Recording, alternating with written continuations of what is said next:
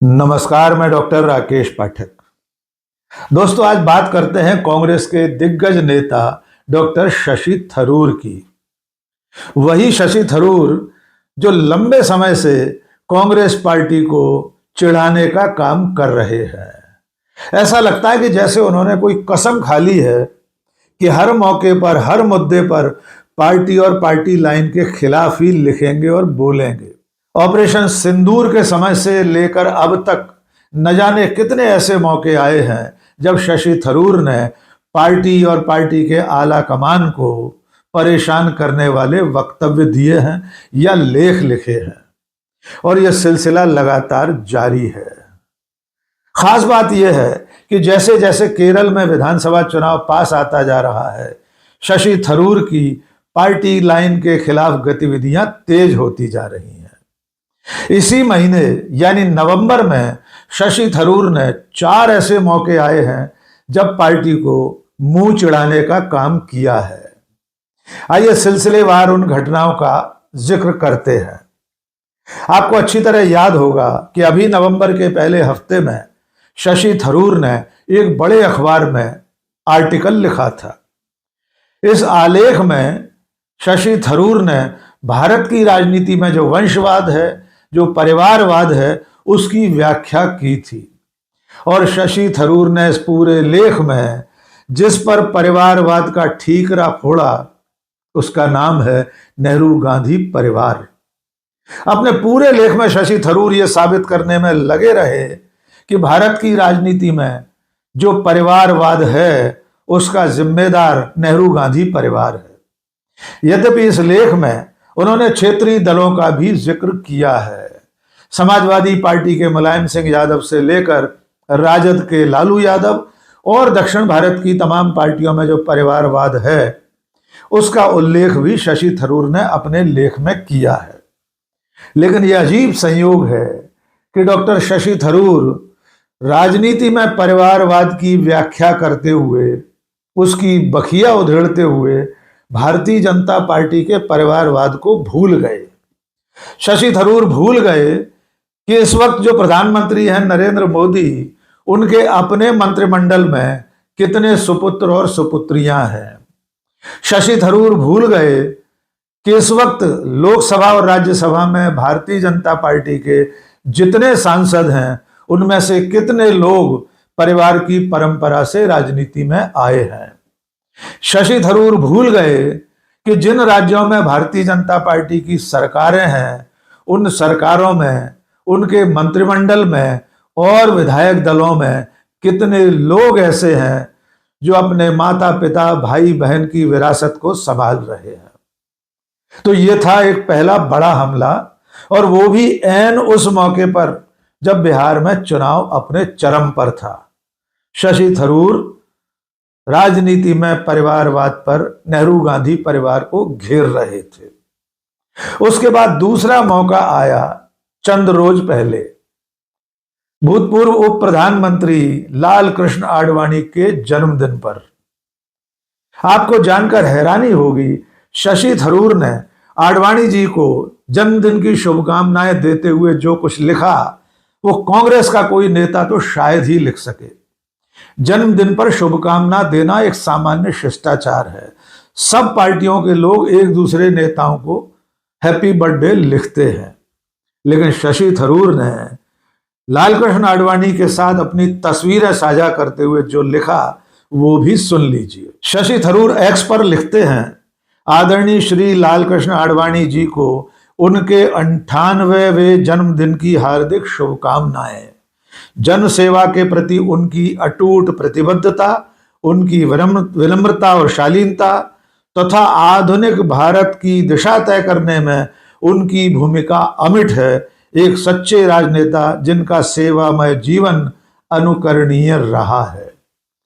यानी शशि थरूर उन लालकृष्ण आडवाणी को भारत की दिशा तय करने का श्रेय दे रहे हैं जिनकी रथ यात्रा ने भारत में विभाजन की एक और लकीर खींच दी थी।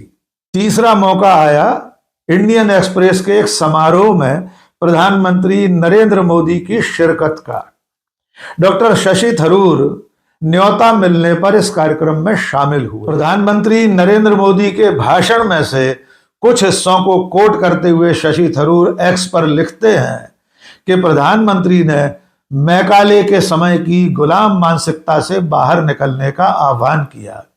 इसके अलावा शशि थरूर लिखते हैं कि प्रधानमंत्री के भाषण ने आर्थिक दृष्टिकोण और सांस्कृतिक आह्वान करने का काम किया है।